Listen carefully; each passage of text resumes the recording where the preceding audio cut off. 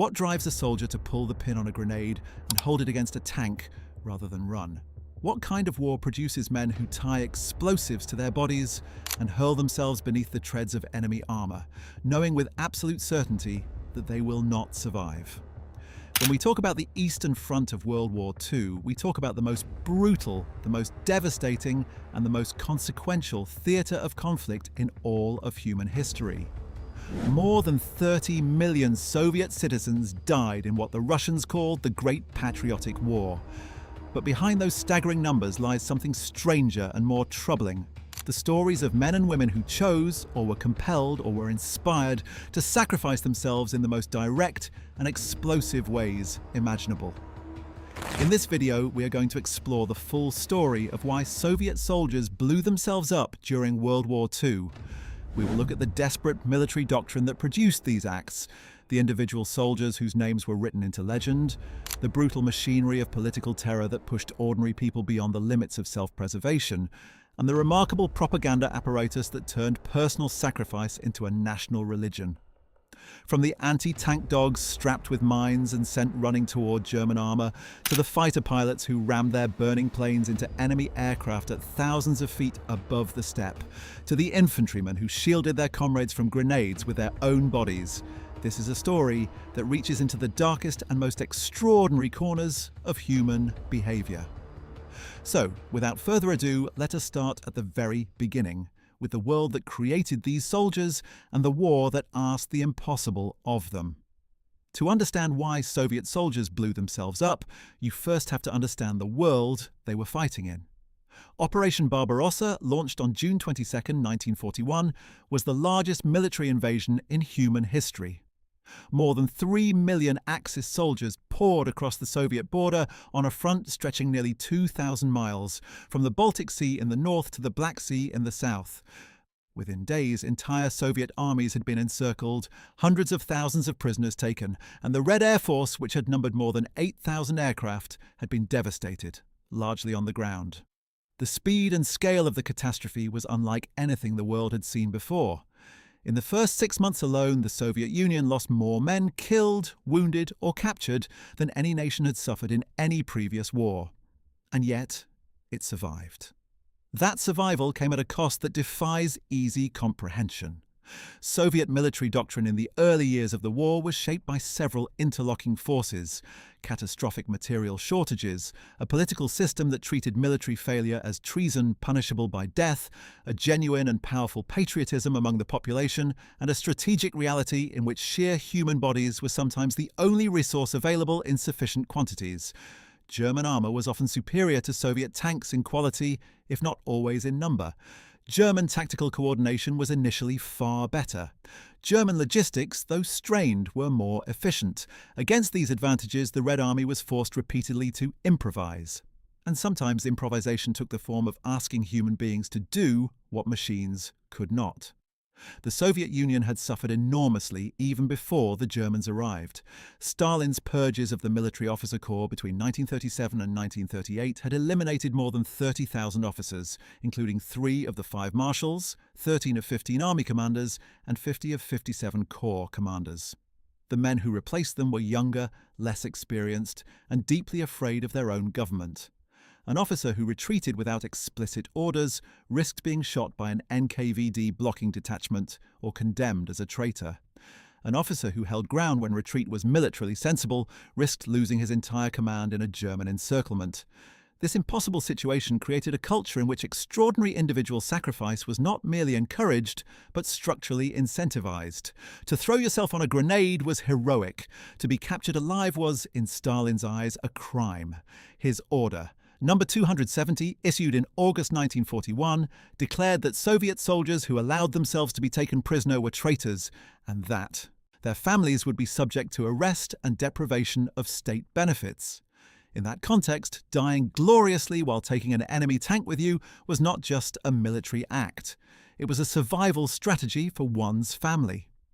The first and perhaps most famous category of Soviet self-sacrifice involving explosives was the aerial Taran, which translates roughly as aerial ramming. This was a tactic with deep roots in Russian military culture. having first been practiced during the First World War by Russian pilot Pyotr Nesterov, who rammed an Austrian reconnaissance aircraft over Galicia in September 1914, killing himself in the process. The tactic was viewed in Russian military tradition as a legitimate last resort when ammunition was exhausted or mechanical failure made landing impossible. But on the Eastern Front of the Second World War, the Taran became something far more systematic, far more celebrated, and far more frequent than it had ever been before. Soviet pilots performed the aerial Taran on hundreds of documented occasions during the war, and possibly many more that went unrecorded in the chaos of combat. In many cases, the pilots survived. In many others, they did not. And in the public consciousness of the Soviet Union, the men who rammed their planes into the enemy became symbols of a nation that would spend itself to the last breath rather than submit. The most famous aerial Taran of the entire war occurred on June 26, 1941, just 4 days after the German invasion began. Senior Lieutenant Nikolai Gastello was the pilot of a Ilyushin DB-3F bomber, part of a flight of 4 aircraft sent to attack a German armoured column moving along a road near Molodechno in what is now Belarus. The mission was part of the desperate early effort to slow the German advance by striking at its fuel and supply lines. Gastello's aircraft was hit by German anti-aircraft fire during the attack run, and the right fuel tank caught fire. Gastello was flying at low altitude over the German column. He could have attempted to pull away and bail out. What he chose to do instead became one of the defining images of Soviet sacrifice in the entire war. According to the official account, which was published in Pravda on July 5, 1941, Gastello turned his burning bomber toward the German armoured column and dived directly into it, detonating in a massive explosion that destroyed several vehicles and killed a number of enemy soldiers. He was posthumously awarded the title Hero of the Soviet Union on July 26, 1941, exactly 1 month after his death. His name was immediately seized upon by Soviet propaganda. Streets were named after him. Schools bore his name. Poems and songs were written in his honor. The phrase "the feat of Gastello" entered the Russian language as a shorthand for selfless sacrifice in the face of overwhelming odds. The historical reality of Gastello's death, however, proved to be somewhat more complicated than the propaganda version. In 2004, Russian researchers examining the crash site near Masilovshchina village discovered the remains of an aircraft and crew that did not match the official account. The remains and personal effects found at the site appeared to belong to a different crew entirely, that of Senior Lieutenant Alexander Maslov, who had also been shot down in the same engagement. Some historians concluded that it was Maslov who had actually performed the Taran, while Gastello's aircraft had crashed elsewhere. The Russian government, after reviewing the evidence, posthumously awarded Maslov the title of Hero of the Soviet Union in 1996, more than 50 years after his death. Gastello's heroic status, however, remained officially intact, even as the scholarly debate continued. The story illustrates something essential about the Taran phenomenon. Even when the specific facts were uncertain, the symbolic power of the act was so important to the Soviet war effort that the narrative was maintained and amplified regardless. Whether Gastello or Maslov performed the definitive Taran on June 26, 1941, someone did it, and the Soviet state needed that story desperately. The aerial Taran was not exclusively a phenomenon of the early desperate months of 1941. It was performed throughout the war by pilots of all experience levels, on all fronts, in all types of aircraft. What distinguished the Taran from simple crashes or suicidal despair was its intentionality. The pilot chose to use the dying aircraft as a weapon, rather than abandoning it. This distinction was important because it transformed what might otherwise be seen as a catastrophic failure into an act of heroism. Soviet pilots who performed the Taran and survived, as many did, were celebrated and decorated.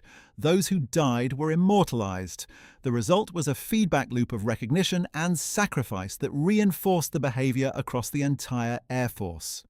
One of the most remarkable Taran stories of the war involves a pilot named Viktor Talalikin, whose feat was even more extraordinary for the circumstances in which it occurred. Talalikin was a 23-year-old pilot from the Moscow military district, a junior lieutenant who had already been decorated for service in the Winter War against Finland. On the night of August 7, 1941, he was flying a Polikarpov Thur-16 biplane fighter on a night interception mission near the town of Podolsk, southeast of Moscow. German bombers had been attacking the Soviet capital almost nightly since late July, and the Soviet air defense forces were under enormous pressure to stop them. Talalikin spotted a Heinkel Hu-111 bomber in the darkness and attacked it, firing until his ammunition was exhausted. The bomber continued to fly. Faced with an enemy aircraft he could no longer shoot down, Talalikin made a decision that would make him famous throughout the Soviet Union. He climbed above the Heinkel and rammed his fighter into its tail section. The collision damaged his own aircraft so severely that he was forced to bail out, which he did, descending by parachute into a river and swimming to shore. He was wounded in the hand during the engagement, possibly by German defensive fire before the collision. The Heinkel crashed and was destroyed. Talalikin survived and was immediately awarded the Gold Star of Hero of the Soviet Union for what was reported as the first intentional nighttime aerial Terran of the war. He was celebrated across the country, gave interviews, met senior officials, and became a symbol of Soviet courage. Tragically, Viktor Talalikin was killed in aerial combat on October 27, 1941, less than 3 months after his most famous exploit. He was 23 years old. His memory, however, lived on for decades. Monuments were erected in his honor, and his name was given to streets and schools across the Soviet Union. But it was not only in the air that Soviet forces employed self-destructive tactics against the German war machine. On the ground, the problem of German armor posed perhaps the most acute challenge facing Soviet infantry. In the summer of 1941, the standard Soviet anti-tank weapons were frequently inadequate against heavier German tanks. Anti-tank rifles, which were widely distributed, were effective against light armor but struggled against the main German battle tanks. Artillery was often unavailable in the quantities needed, and when German tanks broke through infantry lines, the men facing them were sometimes left with nothing but grenades, Molotov cocktails, and their own bodies. The Soviet military developed a specific tactical doctrine for individual soldiers to engage enemy tanks at close range, using bundles of grenades tied together to create improvised anti-tank charges. A soldier would wait for a tank to pass his position, then run alongside or behind it and place or throw the grenade bundle against the engine compartment or track. The technique required extraordinary courage and physical proximity to an operating tank, a machine that weighed many tons and was actively trying to kill everyone around it. Men who performed these acts were celebrated, decorated, and cited in official communiques. It was in the darkest days of 1941 and 1942 that the Soviet military introduced one of the most controversial and haunting weapons of the entire war, the anti-tank dog, or as it was officially designated, the dog mine or Hühnmine in German. The idea was simple, horrifying, and in retrospect, deeply flawed. Dogs would be trained to associate food with the underside of tanks by having them fed beneath stationary vehicles. The reasoning was that the dogs, having learned to find food under tanks, would run toward enemy armor during battle. When they did, the explosive charge strapped to their backs would be detonated by a wooden lever sticking up from the harness, which would snap when the dog crawled under the tank, completing an electrical circuit and detonating the mine. The program had been initiated in the 1930s, long before the German invasion, as part of the Soviet military's broader interest in unconventional weaponry. By the time of Operation Barbarossa, there were several battalions of trained anti-tank dogs ready for deployment. The program, however, ran into immediate and catastrophic problems in actual combat. The first and most fundamental issue was that the dogs had been trained on Soviet tanks, using Soviet diesel engines. German tanks used gasoline engines, which smelled different. Faced with the confusion of actual battle, many dogs simply ran back toward their handlers, trailing the explosive charges behind them. On several documented occasions, this resulted in the deaths of Soviet soldiers and the disruption of their own lines when the charges detonated. German soldiers learned quickly to shoot any dog that approached their positions, regardless of whether it was visibly carrying explosives. The psychological effect on the German soldiers of seeing dogs approaching across no man's land was itself a minor weapon, but the tactical effectiveness of the program was far below what its designers had hoped. Soviet accounts and post-war testimonies from both sides paint a picture of dogs running in all directions under fire, sometimes detonating prematurely, sometimes failing to reach the target, sometimes being shot before they arrived. There were recorded instances of successful kills, moments when a trained dog did reach an enemy vehicle and destroy it, and Soviet commanders cited these successes in reports to justify continuing the program. But the overall effectiveness was limited, and the moral and psychological cost to the handlers, who had formed bonds with their animals, was considerable. Despite all these problems, the anti-tank dog program was not discontinued immediately. Soviet military bureaucracy, combined with the genuine desperate need for anything that might slow German armor, kept the program running until at least 1942. Some accounts suggest dogs were still being deployed in limited numbers as late as 1943. The exact total of German tanks destroyed by anti-tank dogs is disputed and probably impossible to determine with precision. German sources consistently downplayed their effectiveness. Soviet sources, for propaganda reasons, occasionally exaggerated. The best estimates from military historians suggest that the dogs may have accounted for somewhere between a handful and a few dozen German vehicles across the entire war. The program stands today as one of the more bizarre and troubling examples of the lengths to which the Soviet military was willing to go in its search for any advantage against German armor. But far more numerous than anti-tank dogs were the individual Soviet soldiers who chose, in the desperate reality of close combat, to use their own bodies as weapons.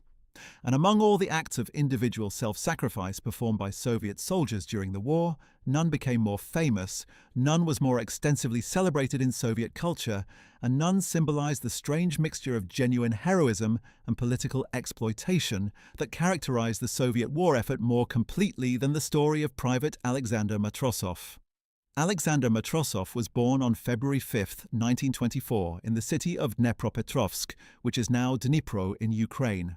His early life was marked by difficulty and loss. His parents died when he was young, and he spent his childhood in a series of orphanages, finally ending up in a labor colony in Ufa, in the Ural Mountains, where the Soviet state attempted to rehabilitate children who had grown up outside the normal structure of Soviet society. He was by various accounts a lively, energetic young man, prone to getting into trouble, but also capable of genuine warmth and loyalty. When the war came to the Soviet Union in June 1941, Matrosov was 17 years old. He attempted to volunteer for the military immediately, but was considered too young. By 1942, the situation had become desperate enough that such restrictions were relaxing rapidly, and in September 1942, Matrosov was called up. He went through training and joined the 91st Siberian Volunteer Brigade, which was being formed from volunteers and conscripts in the Ural region. By early 1943, his unit had been redesignated as the 254th Guards Rifle Regiment of the 56th Guards Rifle Division. On February 27, 1943, the 254th Guards Rifle Regiment was ordered to attack a fortified German position in the Kalinin region near the village of Chernushki as part of a broader offensive operation. The German defence included a network of log bunkers housing machine gun positions, the standard defensive setup that Soviet infantry had learned to dread. As the Soviet soldiers advanced across the snow, the German machine guns opened up and stopped them cold. 3 soldiers were sent forward to deal with the bunkers. 2 of them were killed or put out of action almost immediately. Matrosov crawled forward under fire toward the 3rd bunker, which was still firing and preventing his comrades from advancing. He threw grenades at the bunker's embrasure, the narrow opening through which the machine gun fired. The grenades silenced the gun briefly, long enough for him to reach the side of the bunker. But when his comrades rose to advance, the machine gun opened up again. What happened in the next few seconds is the event that made Matrosov famous. He threw himself against the embrasure of the bunker, using his own body to block the gun. The machine gun fired into him, killing him, but the brief additional seconds of silence allowed his comrades to advance and take the position. He was 19 years old. Matrosov was posthumously awarded the title Hero of the Soviet Union on March 19, 1943, and his regiment was given the honorific designation of his name. But the story of Matrosov did not end there. Stalin personally ordered that Matrosov's name be entered into the Permanent Battle Honor Roll of the regiment, an unprecedented designation that no other individual soldier received during the entire war. The political machinery of the Soviet state turned Matrosov into its most powerful symbol of selfless sacrifice. Books were written about him, films were made, poems were composed. Pravda published multiple features on his life and death. The fact that he was an orphan who had grown up in a state institution was particularly useful to propagandists, who could use him to demonstrate that even children who had started life in the most difficult circumstances had been transformed by Soviet values into heroes capable of the ultimate sacrifice. His story was taught to every Soviet schoolchild for decades. Monuments to Matrosov were erected across the country. A city in the Bashkir Autonomous Soviet Socialist Republic was renamed Matrosovo in his honor. What is perhaps most striking about the Matrosov story, however, is not the act itself, but its replication. The feat of using one's body to block an enemy machine gun embrasure, which had already been performed in many wars by soldiers of many nations, became so deeply embedded in Soviet military culture through the celebration of Matrosov that it was repeated throughout the rest of the war by other soldiers. Military historians have documented at least 400 separate instances of Soviet soldiers performing the same act, throwing themselves on or against machine gun positions to shield their comrades. Some of these were conscious imitations of Matrosov, soldiers who had grown up hearing his story and who, in the moment of crisis, reached for the model that their culture had given them. Others were spontaneous acts of the same basic impulse, a man choosing to interpose his body between his friends and death. The Soviet state recognized all of them. The men who performed this act and survived were decorated. Those who died were made heroes. The propaganda feedback loop produced exactly what it was designed to produce: more sacrifice. Would Matrosov's act have been repeated hundreds of times if his story had not been so aggressively celebrated? It is impossible to know, but the connection between the glorification of self-sacrifice and its increased frequency seems undeniable. The Soviet state was, in effect, manufacturing a culture of voluntary martyrdom, and it worked. Of course, not all Soviet self-sacrifice was truly voluntary. The brutal reality of the Soviet military system during the war included mechanisms of coercion that blurred the line between willing heroism and compelled desperation in ways that are deeply uncomfortable to examine. Chief among these mechanisms was the system of blocking detachments, which were NKVD, and later Red Army units placed behind the front lines with orders to prevent unauthorized retreat. The system existed informally from the very beginning of the war, but it was formalized and expanded enormously after August 1941, when Stalin issued his order number 270. That order, which went further than anything previously enacted, declared that officers who allowed themselves to be encircled or taken prisoner had betrayed the motherland, and that their families were to be deprived of state benefits and subject to arrest. It imposed an iron law of advance or death on the entire Red Army. But it was not until Order Number 227, issued on July 28, 1942, that the blocking detachment system reached its fullest and most terrifying form. Order 227 is known in Russia to this day as the "not one step back" order, from its most famous phrase, which Stalin included as a direct command to every soldier in the Red Army. The order was issued at one of the lowest points of the entire Soviet war effort. German forces had broken through on the southern front, capturing Rostov-on-Don and beginning the drive towards Stalingrad and the Caucasus oil fields that would eventually define the summer and autumn of 1942. Soviet morale was in crisis. Entire units were retreating without orders. Discipline had broken down in ways that threatened the entire strategic position. Stalin's response was characteristic. Order 227 required the formation of penal battalions for officers guilty of cowardice, unauthorized retreat, or other military failures. It required blocking detachments of up to 200 men to be placed behind each army, equipped with weapons and authority to shoot those who fled the front. It explicitly stated that any commander who allowed unauthorized retreat without orders from above was to be treated as a traitor. The document, which ran to several pages, was read aloud to every unit in the Red Army and was not made public in the Soviet Union until 1988. The blocking detachments were real and their actions were lethal. Soviet records, which were declassified after the end of the Cold War, show that during the course of the war, NKVD blocking detachments stopped more than 600,000 soldiers attempting unauthorized retreat, arrested more than 100,000 of them, and shot approximately 15,000 on the spot. These numbers are almost certainly underestimates, since not all incidents were recorded and the records of some units were destroyed or lost, but they establish beyond doubt that the Soviet system of coerced self-sacrifice was not a minor or marginal phenomenon. It was a structured component of Soviet military doctrine, implemented at scale and resulting in tens of thousands of deaths of Soviet citizens at the hands of their own government. What did this mean in practice for ordinary soldiers? It meant that for a man standing at the front line of the Eastern Front, the choice was frequently not between advancing and retreating safely. It was between advancing and being shot by the Germans, or retreating and being shot by the NKVD. In that context, the decision to do something extraordinary, to throw yourself on a grenade, to ram your burning plane into an enemy bomber, to run across open ground toward an enemy bunker, was not necessarily the most irrational choice available. It was sometimes the choice most likely to produce a specific outcome. If you stopped a German machine gun with your body, you were a hero.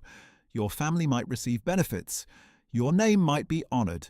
If you turned and ran from that machine gun, you might be shot in the back by men on your own side, and your family would be shamed and deprived. This is not to say that all Soviet self-sacrifice was the product of coercion, or that the genuine patriotism and courage of Soviet soldiers was illusory.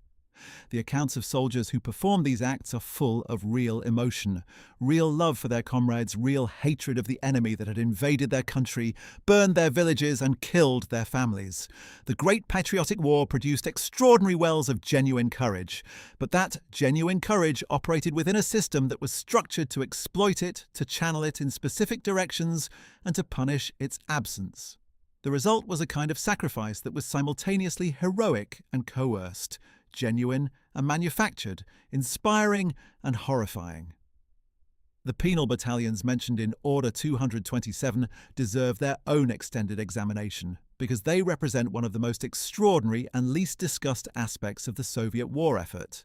The Strafbat, as they were called in Russian, a contraction of the words for penal battalion, were units composed of men who had been found guilty of various military offences ranging from cowardice and unauthorised retreat to genuinely criminal acts like theft, assault or desertion. Officers sent to a Strafbat were typically reduced to the rank of private. They were given the most dangerous assignments the Red Army had to offer. They walked through minefields to clear them for following troops. They led frontal assaults on heavily fortified positions. They were used as human shields in situations where regular units might hesitate. The official doctrine stated that a soldier in a penal battalion could redeem himself through blood, meaning that if he was wounded in combat, he was considered to have expiated his offence and could return to regular service. Death, obviously, also ended the sentence. The penal battalions suffered casualty rates that were extraordinarily high, even by the murderous standards of the Eastern Front. Some estimates suggest that a soldier in a Strafbat had a 1 in 3 chance of surviving long enough to be wounded and return to regular duty. The others died or remained in the penal system until the war ended. What made the Strafbat particularly relevant to our story of self-sacrifice is the specific assignments they were given. Among the most common was that of clearing enemy minefields through direct infantry advance. Rather than use engineers with detection equipment, which was slow and required specialized training, Soviet commanders sometimes ordered penal battalions to advance across suspected minefields on foot. The men walked forward under fire, and the mines detonated under them, revealing the extent and pattern of the minefield to the engineers and regular troops who followed. It was, in the most literal sense, using human bodies as minefield detectors. The men who walked these fields knew exactly what they were doing and why. Those who survived were sometimes credited with having atoned for their offences. Those who died had contributed, in the most physical possible way, to the advance of their comrades. The practice was not unique to Soviet forces, but nowhere was it as systematically employed as on the Eastern Front, and nowhere was the pressure to accept such assignments as overwhelming. The penal battalion system also illustrates a key feature of Soviet military culture that shaped all forms of sacrifice during the war: the concept of collective responsibility. Under Soviet doctrine, an individual's failure was frequently the responsibility of the entire unit. If a unit broke and ran, its commanding officer faced punishment. If an officer showed cowardice, his men might face consequences. This collective accountability meant that soldiers were not simply thinking about their own survival when they decided whether to advance or retreat, whether to take extreme risks or seek cover. They were thinking about what would happen to their comrades, their officers, and indirectly their families if they made the wrong choice. An act of individual self-sacrifice that allowed the rest of the unit to advance was not just heroic in an abstract sense. It was a rational response to a system in which collective failure had catastrophic consequences. Beyond the blocking detachments and the penal battalions lay another crucial element of the Soviet sacrifice system: the role of political officers, known as commissars or politruks, who were embedded in every Red Army unit down to the company level. The commissar system had existed in the Red Army since the revolutionary period, when political reliability was considered at least as important as military competence. By the time of the Second World War, it had evolved into a complex institution that combined genuine political education, morale management, and surveillance of ideological reliability. Commissars were not simply passive observers. They were expected to lead by example, to be the first to advance in difficult situations, and to demonstrate the political virtues that the Soviet system claimed to embody. Many commissars died doing exactly this, leading attacks, rallying broken units, and performing acts of physical courage that were sometimes indistinguishable from those of the combat soldiers they served alongside. But they were also empowered to report ideological unreliability, to request NKVD investigations of officers suspected of defeatism, and in extreme circumstances, to use their authority to compel action. The relationship between political and military authority in the Red Army shifted significantly over the course of the war.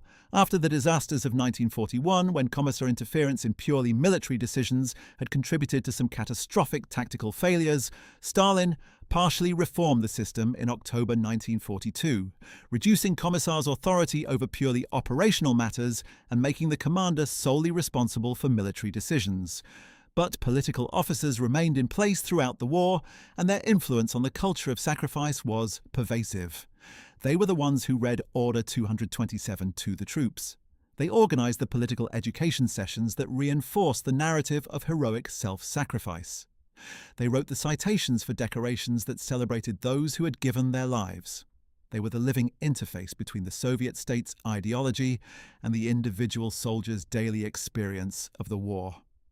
Among the most compelling human stories of Soviet sacrifice during the war is that of Zoya Kosmodemyanskaya, who became the first woman to be awarded the title Hero of the Soviet Union during the war, and whose story perfectly illustrates the intersection of genuine patriotism, political exploitation, and the specific kind of self-destruction that the Soviet system demanded of its most celebrated martyrs. Zoya was born on September 13, 1923, in a village in the Tambov region. Her family had deep roots in the revolutionary tradition. Her grandfather had been a priest executed by Tsarist authorities, and her father had died in 1933 from a serious illness, leaving her mother to raise Zoya and her younger brother Shura largely on their own. Zoya grew up in Moscow, where she became an excellent student with a passionate love of Russian literature, particularly the works of Tolstoy. She was 18 years old when Germany invaded the Soviet Union in June 1941. In October 1941, as German forces drove toward Moscow and the Soviet capital seemed genuinely at risk of falling, Zoya volunteered for a special sabotage unit operating behind enemy lines. The unit she joined was connected to the NKVD's diversion and sabotage operations, which were tasked with burning villages, destroying supplies, and creating havoc in German-occupied territory. On November 21, 1941, Zoya was part of a group tasked with burning several villages being used by German forces near the town of WWII, southwest of Moscow. The operation was intended to deny the Germans shelter during the brutal winter that had already set in. Zoya's group burned several buildings. But on her second attempt at sabotage, she was captured by German soldiers near the village of Petryshevo. What followed was a story of extraordinary personal courage under terrible circumstances. The German soldiers who captured Zoya subjected her to severe interrogation. She refused to identify herself, giving only the false name Tanya. She refused to reveal the names of her comrades or the details of her unit. She was beaten, partially stripped, and forced to walk barefoot through the freezing snow as German soldiers interrogated her through the night. Despite all of this, she revealed nothing. On November 29, 1941, the Germans publicly hanged Zoya in Petryshevo. They left her body hanging in the village square for more than a month as a warning to the local population. When Soviet forces recaptured the area in January 1942 and the story of Zoya's capture, torture and execution became known, the Soviet propaganda machine seized on it with a ferocity that matched the emotional power of the story itself. Pravda published a detailed account on January 27, 1942, written by the journalist Pyotr Ledov, who had heard the story from a local villager. Stalin himself personally authorized Zoya's posthumous designation as Hero of the Soviet Union, the first woman to receive that honor in the war. Her photograph, a haunting image of a teenage girl with a noose around her neck, was reproduced across the Soviet Union. She was called the Moscow Joan of Arc by British and American newspapers. Her story was used to recruit volunteers, to shame men who hesitated, to demonstrate that even a teenage girl was capable of dying rather than betraying the motherland. Zoya's story, like that of Matrosov, raises questions that are difficult to separate from the genuine tragedy of her death. She was not using explosives in the conventional sense when she was captured, though the sabotage operations she participated in involved fire and destruction. But her willingness to die rather than compromise her mission, to endure torture and execution rather than save herself by cooperation, represents the same fundamental phenomenon that defined all Soviet self-sacrifice: the subordination of individual survival to something the individual believed was larger than themselves, whether that larger thing was genuine love of country, political ideology, the bonds of comradeship, or a combination of all three. And in Zoya's case, as in so many others, the Soviet state ensured that her death served the maximum possible purpose by transforming it into a national narrative. The battle that produced more acts of individual explosive self-sacrifice than any other in the Soviet war experience was, inevitably, the Battle for Stalingrad, which raged from August 1942 to February 1943 and stands as perhaps the most brutal urban battle in the history of warfare. Stalingrad was a city of 500,000 people, stretching along the western bank of the Volga River for 30 miles. When the German Sixth Army under Field Marshal Friedrich Paulus reached its outskirts in late August 1942, it was already heavily damaged by Luftwaffe bombing. By the time the fighting entered its most intense phase in September and October 1942, the city had been reduced to a landscape of rubble, ruin, and death that Soviet soldiers described in their letters home with a kind of numb horror. Every building was a fortress. Every street was a killing ground. Every basement was a command post or a hospital or a grave. In this environment, explosives were not weapons used at a distance. They were intimate objects, handled by men at the very closest range of combat, in stairwells across the ruins of factory floors, through holes punched in walls. Grenades were exchanged between soldiers who could sometimes hear each other breathing. Anti-tank action in Stalingrad frequently meant waiting for a German tank to pass a specific point and then climbing onto it to drop a grenade through an open hatch, or dashing forward to place a magnetic mine against its hull. The specific tactic of using bundled grenades against tank tracks was refined and taught in Stalingrad, with a methodical attention to detail that reflected the city's function as a military training ground of the most terrible kind. General Vasily Chuikov, who commanded the 62nd Army in Stalingrad throughout the battle, was explicit about the doctrine he developed for urban warfare. He ordered his men to keep their positions so close to the German lines, sometimes just yards away, that German air power and artillery could not be used against them without endangering their own troops. This hugging tactic was militarily sound, but it placed individual Soviet soldiers in situations of extreme proximity and danger, where the only effective weapons were small arms, grenades, and their own bodies. Chuikov's army held the west bank of the Volga through some of the worst months of fighting in history. At one point in October 1942, the total area of Stalingrad controlled by Soviet forces was less than a mile wide in some places, with the Volga at their backs and no retreat possible without crossing the river under fire. In those conditions, every day of holding on was an act of collective suicide deferred, and individual acts of self-sacrifice to protect a position or save a comrade's life were occurring constantly, though most went unrecorded in any official document. One of the most documented aspects of Stalingrad fighting was the use of groups of soldiers to defend specific buildings or strongpoints to the last man. The most famous of these was the building that became known as Pavlov's House, named after Sergeant Yakov Pavlov, who led a small group of soldiers in defending a 4-story apartment building in the city centre for an extraordinary 58 days.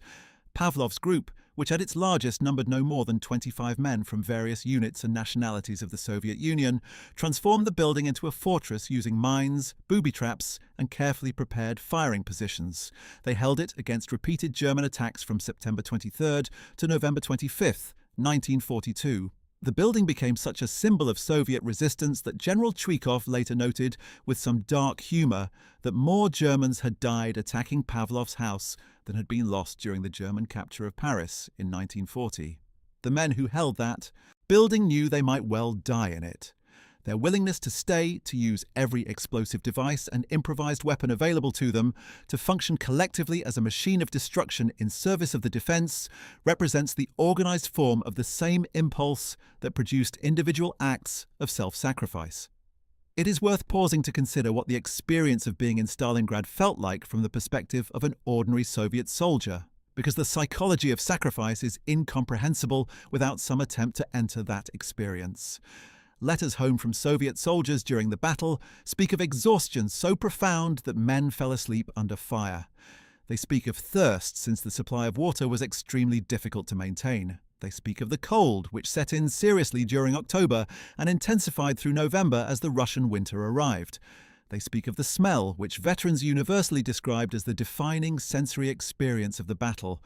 The smell of burning, of explosive residue, and of death that permeated every stone of the ruined city. In those conditions, the normal calculus of self-preservation and personal survival was warped almost beyond recognition. Men who had been fighting for weeks in the ruins of a factory, who had not slept properly in days, who were separated from any larger sense of the strategic situation, who knew only the rubble immediately around them and the enemy immediately before them, were operating at the limits of human endurance. In that extremity, the decision to sacrifice oneself for a comrade or a position might have been not a calculation at all, but a reflex, a deeply trained response that operated below the level of conscious thought. The Red Army's experience at Stalingrad taught lessons that were applied across the rest of the war. One of the most important was the value of the close assault team, small groups of specially trained soldiers who worked together to clear German strongpoints using a combination of explosives, automatic weapons, and close-quarters techniques. These teams, which were sometimes called storm groups or assault groups, would move through buildings and ruins using explosives to breach walls, grenades to clear rooms, and submachine guns and pistols to handle the immediate close-range fighting that followed. The use of explosives in this context was not self-destructive in the simple sense of blowing oneself up, but it required the soldiers to work with live charges in confined spaces, under fire, with the constant risk that a mistake or a German response would result in the detonation of their own explosives against their own bodies. The men trained for this work developed a fatalistic professionalism that veterans of the later war frequently described in similar terms. You stopped thinking about whether you would survive and started thinking only about the next objective. In the summer of 1943, the largest tank battle in history took place near the city of Kursk, on the southern section of the Eastern Front. The Battle of Kursk, fought between July 4th and July 23rd, 1943, involved more than 2 million soldiers, nearly 7,000 tanks, and more than 4,000 aircraft on both sides. It was the decisive German offensive effort of the war's middle period, an attempt to eliminate a large Soviet salient, or bulge in the front, that protruded into German-held territory and threatened the flanks of both German army groups. The German operation, codenamed Operation Citadel, was launched after months of preparation and delay, during which the Soviets, alerted by their intelligence networks, had built one of the deepest defensive systems in military history. The Soviet defensive lines around the Kursk salient included 8 separate prepared defensive belts stretching nearly 200 miles in depth, containing hundreds of thousands of mines, tens of thousands of anti-tank guns, and millions of yards of trench works. The scale of Soviet engineering effort that went into preparing the Kursk defenses was extraordinary, and woven through all of that engineering was the familiar pattern of individual sacrifice. Anti-tank grenade teams operated throughout the Kursk battle, engaging German armor at close range when artillery and anti-tank guns were unable to stop the advance. Soviet infantrymen used bottles of flammable liquid, a tactic borrowed from the Finnish Winter War where it had been named the Molotov. Cocktail in sardonic reference to the Soviet foreign minister, and which had been refined and standardized in Soviet production as incendiary bottles filled with a mixture of gasoline and kerosene with a cloth fuse. These were thrown against the engine compartments of German tanks in the hope of starting fires that would penetrate the vehicle's interior. The men who performed these acts were necessarily at point-blank range, close enough that the heat of a successful ignition could burn them as badly as the enemy. At Kursk, where the density of armour on both sides was unprecedented, the fighting produced an almost industrial scale of individual anti-tank action that defies easy quantification.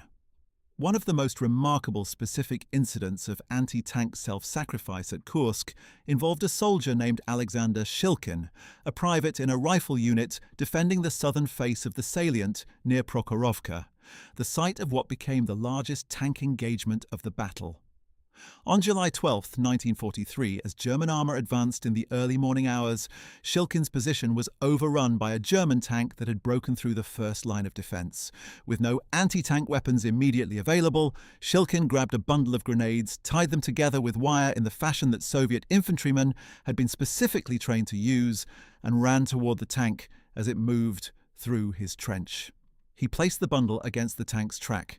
The explosion detonated the track and disabled the vehicle, halting it in place and allowing the crew to be dealt with by his comrades. Shilkin was wounded severely in the explosion but survived. He was awarded the Order of the Red Star for the act. His story, repeated across thousands of similar incidents with varying outcomes, illustrates the way in which individual explosive self-sacrifice had become, by the middle of the war, not an exceptional act of desperation, but an expected component of Soviet anti-tank doctrine. The Battle of Kursk was also significant for the scale of Soviet aerial terrain actions.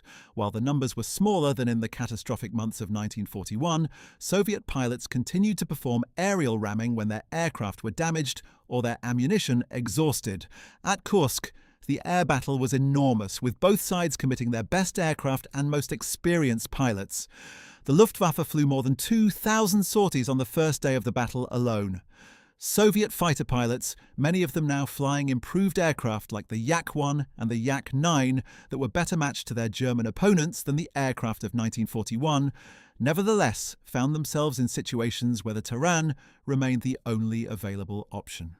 The psychology of the terrain had also evolved over the 2 years since it was first extensively practiced. Pilots who had grown up on stories of Gastello and Talalikin knew what the act meant, what it signified and what it would bring. The decision to perform a Taran was not just a tactical choice, but a statement of identity, a way of placing oneself in a tradition of Soviet heroism that had been carefully constructed by the state and genuinely internalized by those who grew up within it. Among the pilots who performed Tarans at Kursk was Senior Lieutenant Boris Kovzan, who had the extraordinary distinction of performing 4 separate aerial ramming actions during the war, more than any other Soviet pilot, and almost certainly more than any pilot of any nation in the entire conflict. Kovzan was born in 1922 and entered military aviation in 1940. He flew his first Taran on August 6, 1941, near Novgorod, ramming a German bomber and surviving by bailing out. He was badly injured, but recovered. He performed his second Taran on October 13, 1941, again surviving. His third Taran came on February 5, 1942, and left him more severely wounded than the previous 2. His fourth and final Taran, on August 24, 1942, resulted in injuries so serious that he lost his left eye and was disabled for the rest of his life. He was awarded the title Hero of the Soviet Union in 1943. What is striking about Kovzan's record is not just the extraordinary number of ramming actions he performed, but the psychological resilience required to do it repeatedly, each time knowing from personal experience exactly what the physical consequences would be. He had survived 3 previous Tarans when he performed the 4th. He knew with complete certainty that it would result in serious injury. He did it anyway. Let us turn now to one of the most mythologized episodes of the entire Soviet war experience, one that involved a specific group of soldiers whose story was constructed and amplified by Soviet propaganda to a degree that has made separating fact from fiction extremely difficult, even for professional historians working with access to the full archival record. The story of the 28 Panfilov Guardsmen, or Panfilovtsi as they were known, concerns a battle that allegedly occurred on November 16, 1941, near a small railway halt called Dubosikovo, about 60 miles northwest of Moscow, during the desperate German drive on the Soviet capital in Operation Typhoon. According to the official account, which appeared initially in the Red Star newspaper and was subsequently developed into one of the most famous stories of the entire Soviet war, a group of 28 soldiers from the 316th Rifle Division, commanded by General Ivan Panfilov, held off a German tank assault involving more than 50 vehicles for 4 hours, destroying 18 of them before being overwhelmed. All 28 men allegedly died in the engagement.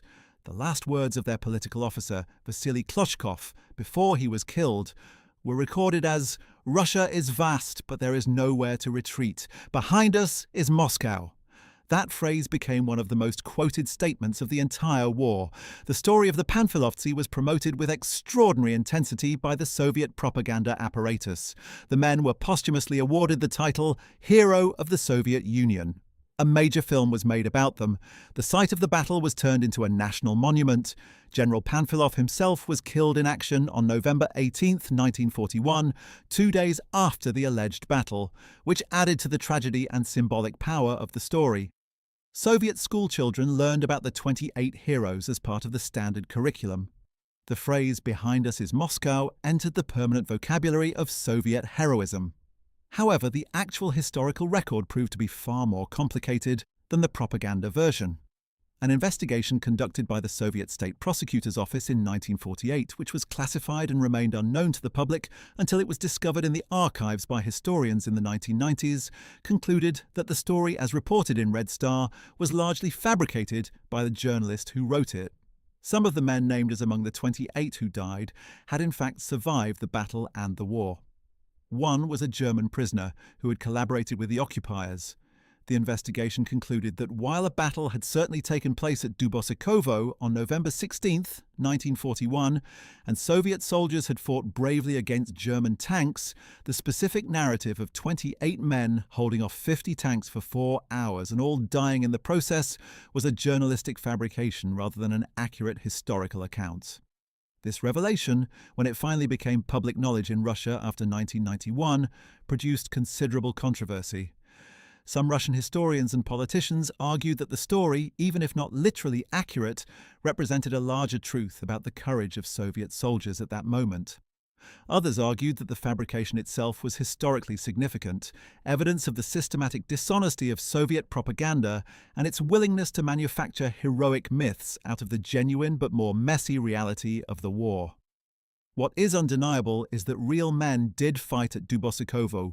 Real Soviet soldiers were killed in enormous numbers during the defense of Moscow in November 1941, and real acts of extraordinary courage were performed throughout that desperate period. The propaganda apparatus may have constructed a specific false narrative, but it built that narrative on a foundation of genuine sacrifice that required no embellishment to be genuinely impressive. The defense of Moscow in October and November 1941 was, by any objective measure, one of the most remarkable military achievements of the Second World War. German forces came within 15 miles of the Kremlin. The Soviet government evacuated much of its administration to Kuibyshev, more than 500 miles to the east. Stalin himself remained in Moscow, a decision whose symbolic importance was enormous and which he clearly understood as such. The city's population built tank traps and anti-tank ditches by hand in a massive volunteer effort. Moscow's metro was used as an air raid shelter. The city prepared for house-to-house fighting, and at the front, Soviet soldiers died in their thousands to slow the German advance, sometimes performing the acts of individual sacrifice that we have been discussing, and sometimes simply dying in the ordinary grinding way of infantry combat on the Eastern Front, which was terrible enough without any special acts of heroism. The role of women in Soviet sacrifice during the war requires particular attention because it represents one of the most distinctive aspects of the Soviet military experience in comparison with the armed forces of any other major power. The Soviet Union was unique among the major combatants in deploying women in direct combat roles at scale. Female pilots flew bombing missions and fighter sorties. Female snipers killed enemy soldiers. Female infantrymen fought in frontline units in some sectors. Female sappers cleared minefields. The presence of women in combat roles reflected both the desperate need for personnel that the Soviet state faced and the ideological commitment to gender equality that Soviet doctrine had always maintained. However imperfectly it was realized in peacetime. In the context of sacrifice and explosives, women's roles were notable in several specific areas. The 588th Night Bomber Regiment, which became famous under its nickname the Night Witches, was composed entirely of women. They flew ancient Polikarpov Po-2 biplanes, wooden fabric trainers that dated from the 1920s, on night bombing missions against German positions throughout the war. The Po-2 was an extraordinary aircraft for this role despite its age. It was so slow that German fighters found it difficult to engage, since their own aircraft stalled if they tried to match its speed. The women who flew it developed a technique of cutting their engines before approaching the target and gliding in silently, dropping their bombs, and gliding away before restarting. The Germans, who heard nothing but the wind in the wires of the approaching aircraft before the bombs hit, called them the Night Witches. The 588th flew more than 23,000 combat sorties during the war and produced 23 heroes of the Soviet Union. But like all bomber units, they also suffered losses. And those losses, when they came, frequently involved aircraft going down in flames after being hit, with pilots unable to bail out of the low-altitude missions in time. The deaths of the Night Witches were not suicidal in the planned sense, but the conditions under which they flew were so dangerous that every mission was a calculated acceptance of the possibility that one would not return.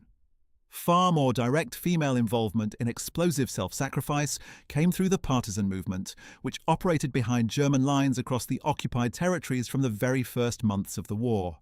Female partisans served as saboteurs, assassins, and intelligence agents in conditions of extreme danger.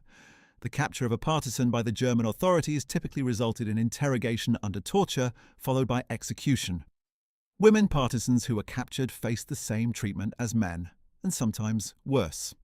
The story of Zoya Kosmodemyanskaya that we discussed earlier was the most famous example, but it was far from unique. Dozens of women partisans were captured, tortured, and executed during the war, and many of them, like Zoya, refused to reveal information about their comrades despite the consequences. The explosives they carried and used in their sabotage operations were the tools of their particular form of self-sacrifice. Every mission was an acceptance of the possibility that capture, and therefore torture and death, would follow.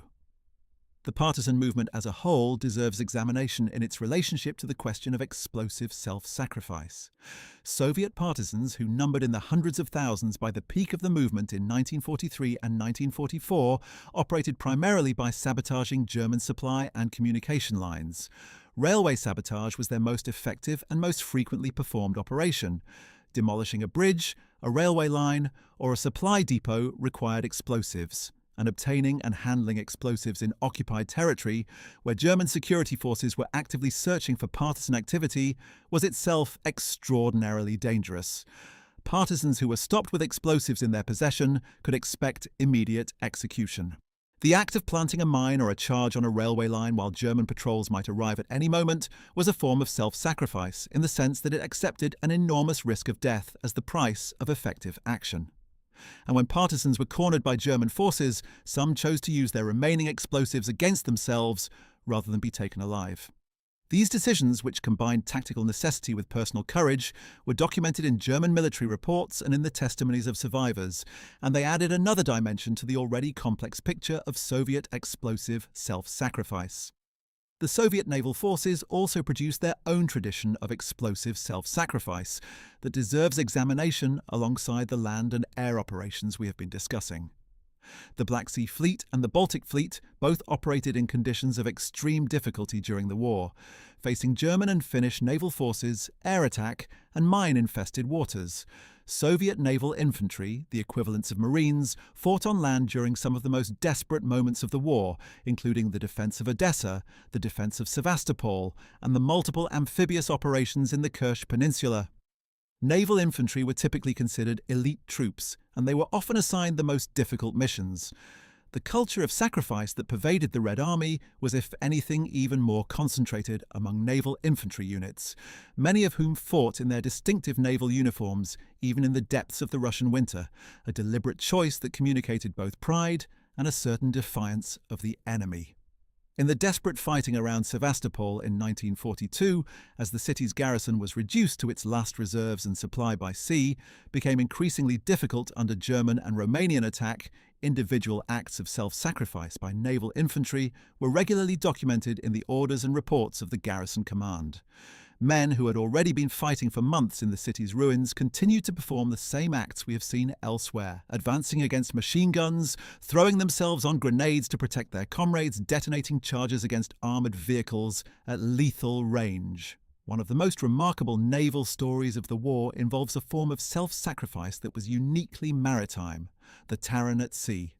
Just as Soviet pilots rammed their aircraft into enemy planes and bombers, Soviet naval officers occasionally ordered their ships to ram enemy vessels when conventional weapons failed. The destroyer Tashkent, one of the fastest warships in the Soviet Navy at the time of the war, participated in one of the most famous naval operations of the Soviet conflict, when it evacuated wounded soldiers from the besieged Sevastopol in June and July 1942, making multiple runs under heavy air attack through waters that were increasingly dangerous.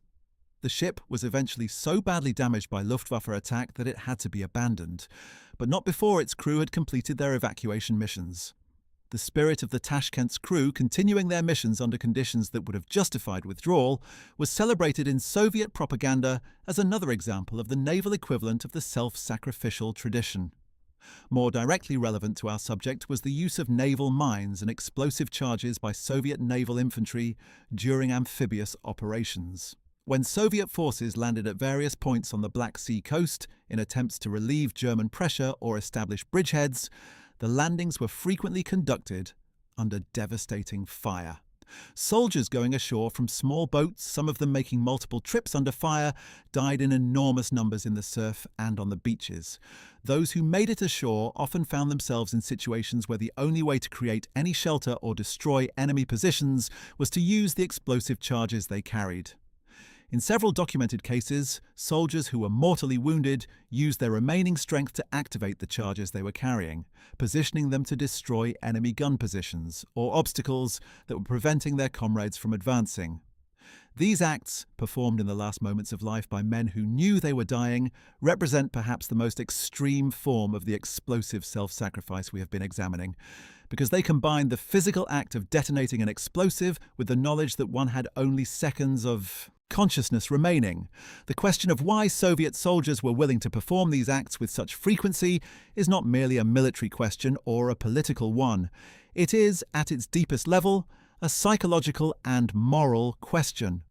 Historians who have studied the letters and diaries of Soviet soldiers, the memoirs written by survivors, and the testimony given in oral history projects have come to a nuanced understanding of the motivations involved.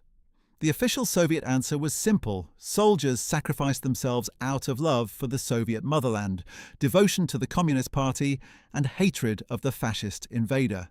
This explanation was not entirely false, but it was far from the complete picture. The letters Soviet soldiers wrote home, particularly in the early years of the war before the postal censorship became completely effective, reveal a much more complex inner life. Love of comrades appears with overwhelming frequency in these documents. Again and again, soldiers describe their primary motivation not as love of abstract entities like the motherland or the party, but as a direct, personal bond with the specific men around them, the men whose faces they knew, whose families they had heard about, whose fears and hopes they shared. The philosopher of war, Joanna Bork, has argued that this kind of intense small group loyalty is the most powerful psychological force in combat across all cultures and all periods. And the Soviet experience strongly supports this view. A man who throws himself on a grenade to save his section is not thinking about Stalin or the Communist Party in that moment. He is thinking about the three men crouching next to him in the trench, the men whose survival he can affect with the decision he makes in the next half second. Alongside comradeship, the letters reveal the power of hatred. The German invasion of the Soviet Union was accompanied by atrocities of a scale and deliberateness that were unlike anything the Soviet population had previously experienced in their own territory. The Wehrmacht's treatment of Soviet civilians in occupied areas, the systematic starvation of Soviet prisoners of war, the mass shootings of Jews and other targeted groups by the Einsatzgruppen mobile killing units, all of these became known to Soviet soldiers through direct experience, through letters from home, and through official Soviet reporting, a soldier whose village had been burned, whose family had been killed, whose friends had been taken prisoner and starved to death in a German camp, had concrete personal reasons to fight with a ferocity and a disregard for self-preservation that went beyond any abstract ideology. The hatred produced by direct German atrocity was one of the most important motivating forces in the Soviet military's extraordinary resilience, and it expressed itself in part through the willingness to accept death as the price of killing the enemy. Ideology also played a role, though a more complex one than the official narrative suggested. Surveys of Soviet soldiers' motivations conducted by researchers who have had access to the full range of archival material suggest that sincere communist belief was relatively uncommon among ordinary soldiers, particularly those who came from rural backgrounds where collectivization had created intense resentment of Soviet agricultural policy. But a different kind of ideological commitment, a belief in the specific Russian or Soviet people as a community worth defending, was widespread and genuine.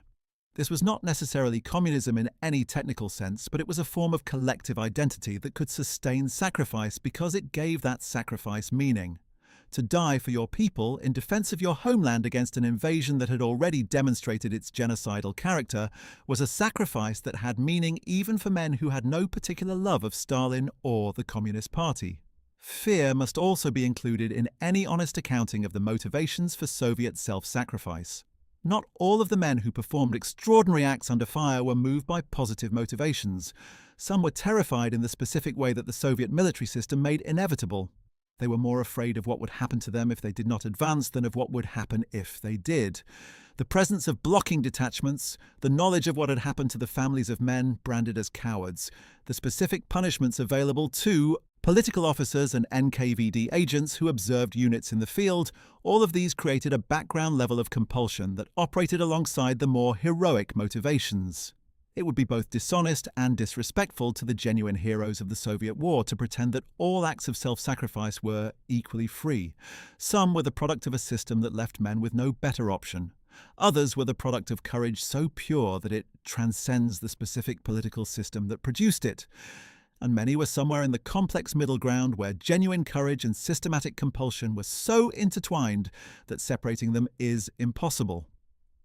The Siege of Leningrad, which lasted from September 8, 1941 to January 27, 1944, a period of nearly 900 days, produced its own distinctive form of Soviet self-sacrifice that differed in important ways from what we have seen elsewhere. Leningrad, now St. Petersburg, was one of the great cities of the Soviet Union, with a population of nearly 3 million people when the siege began. German and Finnish forces surrounded the city, cutting off all normal supply routes, and subjected it to systematic artillery bombardment and air attack for nearly 3 years. During the most severe periods of the siege, particularly the winter of 1941 to 1942, the daily bread ration for civilians fell to 125 grams, barely 4 ounces, barely enough to sustain life. More than 1 million civilians died during the siege, the vast majority from starvation and cold. The soldiers defending the city's perimeter fought under conditions almost as severe as those facing the civilian population, with inadequate food, clothing and equipment against German forces that made periodic attempts to break through the defences and complete the city's encirclement. In this context, the acts of self-sacrifice performed by Leningrad's defenders took on a quality that was different from the combat-driven sacrifice of Stalingrad or the politically structured sacrifice of the blocking detachment system. The men fighting around Leningrad knew exactly what they were defending and exactly what the consequences of failure would be. They could see the city at their backs. They could receive letters from family members describing conditions in the siege.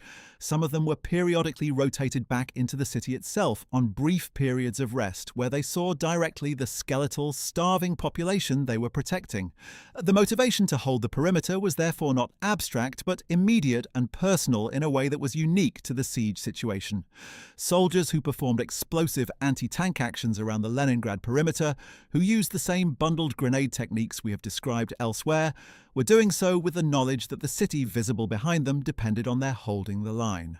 As the war progressed from the desperate defensive phase of 1941 and 1942 into the great Soviet offensives of 1943 and 1944, the nature of Soviet sacrifice began to shift in important ways. The material situation improved dramatically.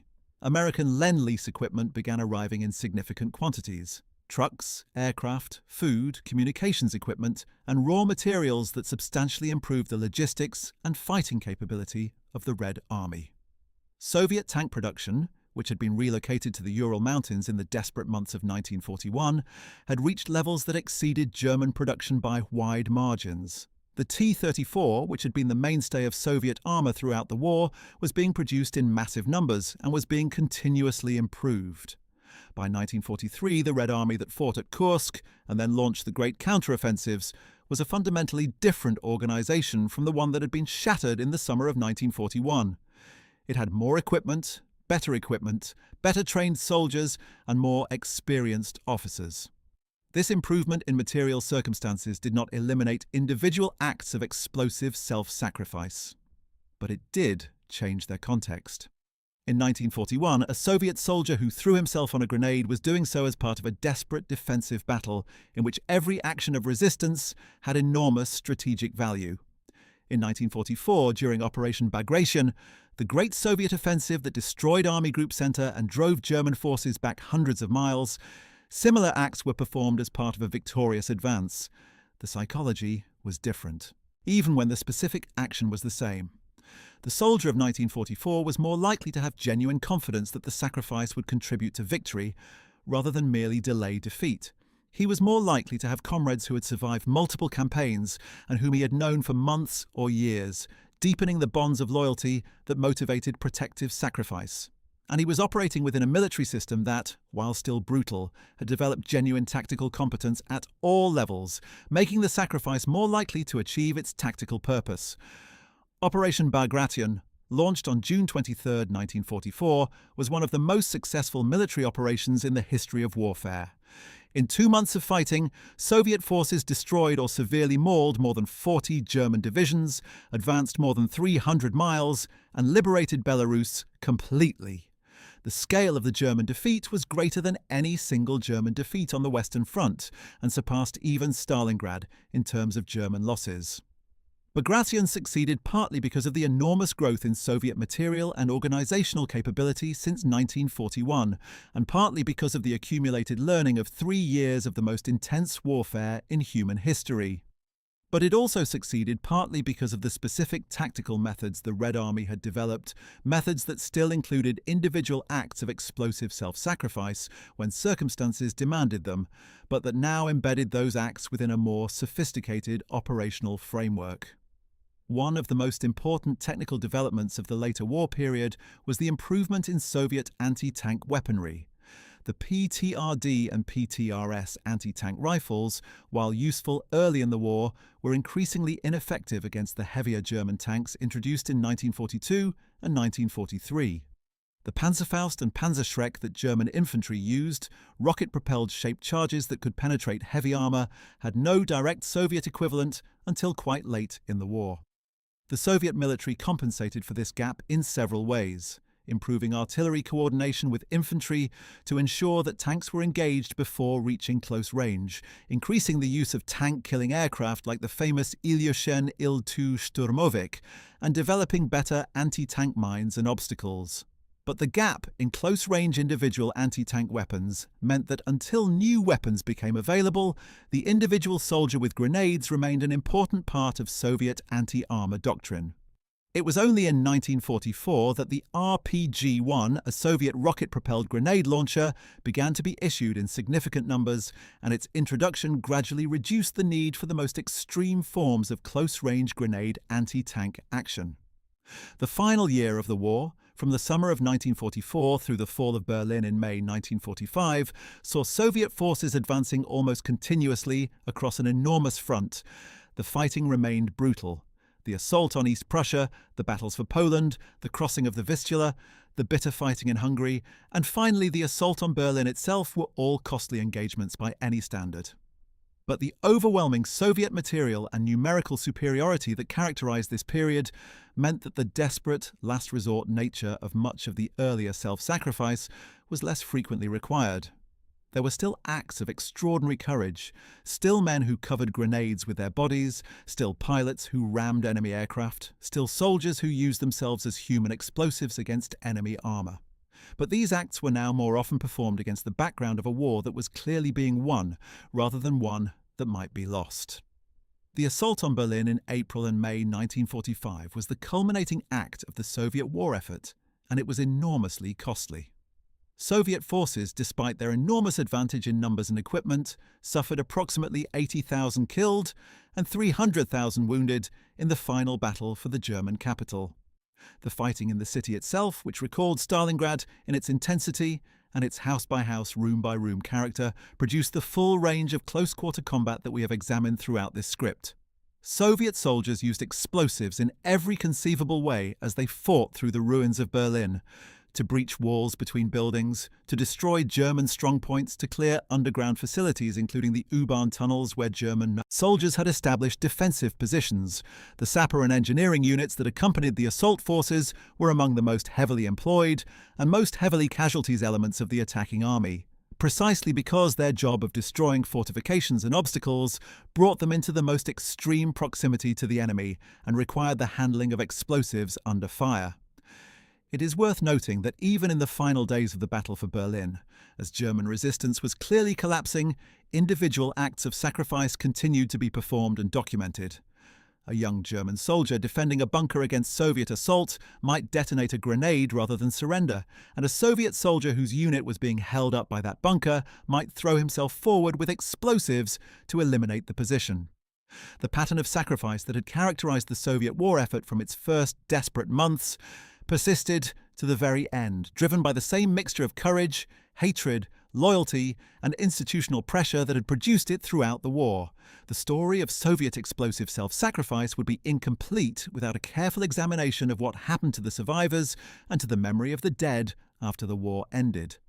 The Soviet state's treatment of its own veterans after May 1945 represents one of the more troubling chapters of the entire Soviet experience, and it is essential context for understanding the full meaning of the sacrifices that were made. For the men who survived the war, the transition to peace was neither simple nor always celebrated. Millions of men who had spent years fighting on the Eastern Front returned home to find their families diminished, their villages destroyed, their cities barely functional, and the Soviet economy in ruins. The government, facing enormous reconstruction challenges, was in many cases unable to provide the support that veterans needed and that their sacrifices might have seemed to merit. Disabled veterans, men who had lost limbs or eyes or whose health had been permanently damaged by wounds and the conditions of combat, received pensions that were often inadequate. Housing was in desperately short supply. Jobs were scarce in many regions. The bureaucratic machinery of the Soviet state, which had been mobilized so effectively for the war effort, was slow to adapt to the task of veteran reintegration. But the difficulties faced by returning veterans were not simply material. There was also a profound psychological dimension that the Soviet system was poorly equipped to address. The experience of the Eastern Front, the years of extreme violence, the death of comrades, the moral compromises required by combat under a system that mixed genuine heroism with organized terror, had left many survivors with what we would today recognize as post-traumatic stress disorder, though the concept did not exist in that form in the Soviet medical vocabulary of the 1940s. Veterans who had difficulty readjusting to civilian life, who drank heavily or became violent or found it impossible to maintain employment, were not understood as men suffering from the psychological wounds of their service. They were often treated as problems to be managed, not heroes to be supported. The situation for men who had been prisoners of war was even more difficult and more unjust. Stalin's order, number 270, which had declared prisoners to be traitors, had poisoned the Soviet attitude toward POWs before any of them returned. Men who had been captured by the Germans, often through no fault of their own, often in the catastrophic encirclements of 1941 that were the direct result of failures at the highest level of Soviet command, faced screening on their return to Soviet territory. Those who had collaborated with the Germans in any way faced severe punishment, up to and including execution. Those who were cleared of collaboration still faced social stigma, difficulty obtaining desirable employment, and periodic harassment by the security services, who suspected their political reliability on the basis of their capture alone. Approximately 1.5 million Soviet prisoners of war returned from German captivity. and the vast majority of them spent years in conditions of official suspicion that severely damaged their ability to rebuild their lives. Men who had served in penal battalions also faced a specific set of difficulties.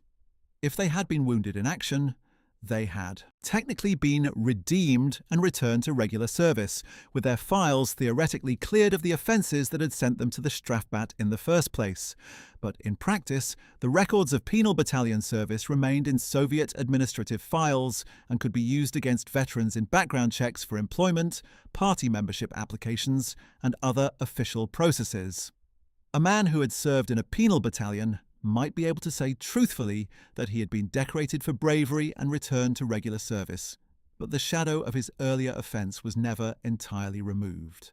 Perhaps most poignant of all was the situation of the families of those who had been shot by blocking detachments or executed for alleged cowardice and treason. These men's families had not only lost a father, son, or brother, but they had lost him in a way that was officially designated as shameful rather than heroic. They received no pension, no official recognition, no certificate of honour. The stigma attached to being the family of a traitor could affect children's educational and career prospects for years after the war. In the post-Stalin period, and particularly after Khrushchev's de-Stalinization speech in 1956, some of these cases were officially reviewed and the men rehabilitated. But the process was slow, incomplete, and often required families to fight through an indifferent bureaucracy to reclaim the honour of their dead. The contrast between the treatment of celebrated heroes like Matrosov and Gastello and the treatment of the vast majority of veterans illustrates the fundamental cynicism of the Soviet approach to sacrifice. The men who could be made useful symbols were elevated to a status that their living counterparts could only dream of. Their images were reproduced on postage stamps, their stories told in films, their names given to streets and factories. But the ordinary soldier, the millions of men who had fought with equal courage and survived, or who had fought and died in the unremarkable fashion that kills most soldiers in most wars, received much less. The Soviet state had been extraordinarily effective at mining the experiences of individual soldiers for propagandistic value. It was far less effective at providing for those individuals' actual needs. The specific question of how Soviet propaganda used the phenomenon of explosive self-sacrifice deserves careful attention, because it was one of the most sophisticated and powerful propaganda operations of the entire war. The Soviet information system, which centered on the newspaper Pravda, the state radio network, the film industry, and the massive apparatus of political education that operated through the Communist Party and the armed forces, processed stories of individual sacrifice and transformed them into ideological instruments with a speed and efficiency that was remarkable. The process followed a fairly consistent pattern. A heroic act would be performed, sometimes documented by witnesses, sometimes reported by a surviving participant, sometimes reconstructed from circumstantial evidence or the testimony of nearby units. That account would be transmitted up the chain of command, where it would be evaluated for its propaganda potential. If the story was deemed sufficiently powerful, a political officer or a journalist attached to the front would write it up in a form suitable for publication, sometimes in close consultation with the facts, and sometimes with considerable creative embellishment. The story would then be published in Pravda or Red Star, or broadcast on state radio, and within days it would be reproduced in unit newspapers and read aloud at political education sessions across the entire military. The effect of this system was to create a constant stream of heroic narratives that reinforced the culture of sacrifice at every level of the military. Every week, new names were added to the pantheon of Soviet heroes. Every week, soldiers across the Red Army learned about specific individuals who had performed specific acts of extraordinary courage. The cumulative effect of this sustained narrative, delivered in the context of a genuine existential war for national survival, was to normalize a very high standard of expected conduct. A soldier who knew the stories of Gastello, Matrosov, Talalikin, and dozens of others like them had been given a specific template for what heroism looked like in the Soviet military context. The template included, prominently and repeatedly, the willingness to use one's own body or life as a weapon against the enemy. The propaganda also served to suppress information that would have been damaging to morale or to the system's credibility. The failures of the anti-tank dog program were not publicized. The fabrications in the Panfilovtsy story were suppressed for nearly 5 decades. The existence of blocking detachments was acknowledged, but their activities were carefully managed in public discourse.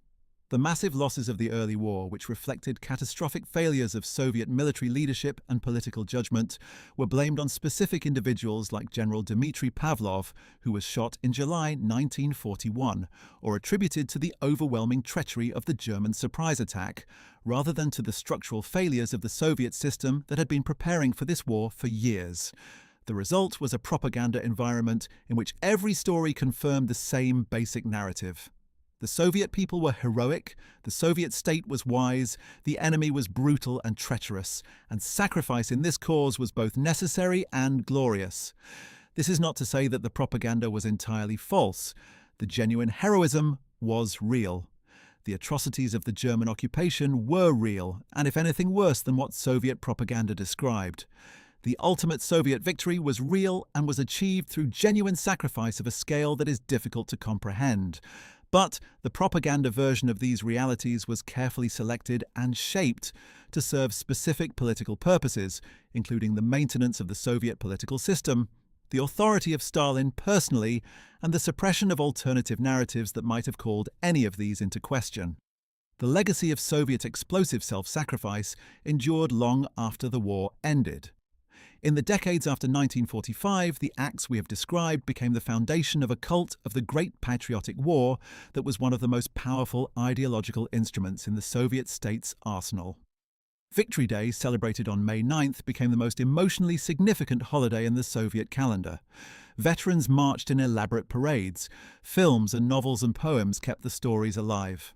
The monuments to fallen heroes that were constructed in every Soviet city and town, invariably centered on eternal flames fed by gas lines rather than actual fire, became the physical focus of a kind of secular religion in which the dead of the Great Patriotic War occupied the role that saints played in the Orthodox Christian tradition that the Soviet state had tried to suppress. The specific acts of explosive self-sacrifice, the men and women who had blown themselves up or blown up the enemy at the cost of their own lives, occupied a particular place of honor in this memorial tradition. They were the most extreme examples of the central virtue of Soviet wartime sacrifice, the complete subordination of self to collective need. In a political system that demanded precisely this subordination in every aspect of life, from the surrendering of private property to collective farms to the acceptance of state decisions about one's employment and residence, the soldiers who had literally given their bodies to the war effort were the ultimate embodiments of the Soviet ideal. That the ideal was also frequently coerced, that the political system demanding this subordination was also shooting people who failed to provide it, was a contradiction that the memorial culture was carefully designed to prevent anyone from examining too closely. After the collapse of the Soviet Union in 1991, the historiography of the Great Patriotic War changed dramatically. Russian and international historians gained access to archival materials that had been classified for decades. The full scale of Soviet losses, long deliberately underestimated by official sources, became clearer. The role of blocking detachments and penal battalions became public knowledge. The fabricated elements of stories like the Panfilovtsi became undeniable. The horrors inflicted on Soviet citizens by their own government, before, during and after the war, received fuller documentation. The result was a complex and sometimes painful reassessment of the war's legacy that continues to the present day. In contemporary Russia, the memory of the Great Patriotic War remains extraordinarily powerful and politically sensitive. The Putin government has made it a central element of Russian national identity, continuing and in some ways intensifying the Soviet-era cult of wartime sacrifice. Proposals to reassess officially celebrated stories like the Panfilovtsi have been met with fierce resistance from official cultural institutions. The historian who published the 1948 prosecutor's report on the fabrication of the Panfilovtsi story faced public criticism and accusations of unpatriotism. The willingness of ordinary people to question the official narrative of the war has fluctuated significantly with the political climate. In this environment, the stories of men like Matrosov, Gastello, and Talalikin remain politically charged objects, simultaneously genuine historical figures whose courage was real, and state-manufactured symbols whose stories have been shaped and simplified to serve purposes that go beyond historical truth. What can we conclude from this examination of why Soviet soldiers blew themselves up during World War II? First, and most simply, that they did it because they were in a war of extraordinary severity, fighting an enemy whose methods and stated goals left no room for compromise. German occupation policy in the Soviet Union was genocidal in character and effect. More than 3 million Soviet prisoners of war died in German captivity. Most of them, in 1941 and 1942, starved to death in deliberate violation of the laws of war. Millions of Soviet civilians were killed by deliberate German action. Entire Jewish communities across occupied Soviet territory were annihilated by mobile killing units operating behind the front lines. Against this reality, the desperate measures of Soviet soldiers, the willingness to use their own bodies against German armour, to fly burning aircraft into German bombers, to hold positions that common sense said were indefensible, were rational responses to an enemy whose victory would mean annihilation. Second, Soviet soldiers performed these acts because the Soviet system had constructed a cultural and institutional environment in which such acts were the expected behaviour of a true Soviet person, and in which the failure to perform such acts could have catastrophic consequences for the individual and their family. The mixture of genuine inspiration and structural compulsion that we have examined throughout this script produced behaviour that was, from the outside, often indistinguishable from pure heroism, but that was in many cases the product of a more complex mix of motivations. Third, they did it because human beings, placed in conditions of extreme danger and extreme social solidarity, are capable of acts that transcend normal calculation. The bond between soldiers who have shared the experience of combat is one of the most powerful forces in human psychology. When that bond is combined with hatred of an enemy who has demonstrated its lethal character, with patriotic attachment to a place and a people, and with a cultural tradition of celebrated sacrifice that provides a ready-made template for how to die well, the result is a population of fighters capable of extraordinary things. To fully appreciate the breadth of Soviet explosive self-sacrifice, it is worth examining several additional specific stories and categories that we have not yet fully explored. Among the most poignant and least well-known are the stories of the sappers, the military engineers who were responsible for breaching obstacles and clearing paths through defended positions. Soviet sapper units suffered extraordinarily high casualties throughout the war because their work required them to operate in the most dangerous possible locations, at the front of any assault, removing obstacles and mines that would otherwise prevent the main body of troops from advancing. A sapper's tools were mines, explosive charges, wire cutters, and his own body, and the combination of these and the conditions of the Eastern Front produced a casualty rate that few other military specialties could match. The most dangerous specific task performed by Soviet sappers was the breaching of German defensive minefields under fire. The standard German defensive position on the Eastern Front included extensive minefields in front of the main defensive line, designed to channel attacking forces into killing grounds where artillery and machine guns could decimate them. Breaching these fields required either mechanical means, which were in short supply, or human bodies, which were always available.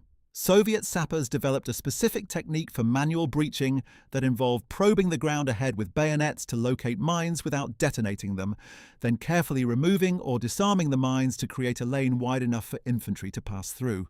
This process, performed on hands and knees in darkness or under fire, was extraordinarily slow and extraordinarily dangerous. A sapper who made a mistake, who moved his probe too quickly or triggered the wrong kind of anti-handling device, died instantly.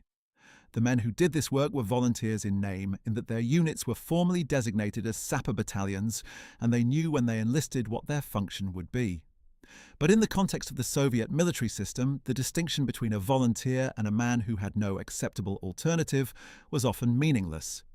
The sapper units also developed the use of explosive charges for specific tactical purposes that were unique to the conditions of the Eastern Front. Among these was the technique of using large individual explosive charges, sometimes carried by a single man, to destroy fortified positions like concrete bunkers, artillery emplacements, or the reinforced buildings that characterized the urban fighting of Stalingrad and other contested cities. A sapper carrying a large charge would approach the target position under covering fire, place the charge at a critical point, set the fuse, and attempt to withdraw before detonation. The withdrawal was often the most dangerous part of the operation, since the enemy having observed the sapper's approach, would concentrate fire on his retreat. Many sappers were killed while withdrawing after successfully placing a charge that subsequently destroyed its target. Their comrades, who knew what had been required to destroy the position that was now eliminated, honoured their memory with a specific reverence owed to a man who had died doing something that made others' survival possible. Among the specific individual sappers who became celebrated in Soviet history was Sergeant Nikolai Zabolotny of the Red Army's Combat Engineering Forces, who performed an act in November 1943 near Kiev that earned him the title Hero of the Soviet Union. As his unit attempted to cross a mine-protected approach to a German strongpoint, the advance stalled when German fire pinned down the lead elements.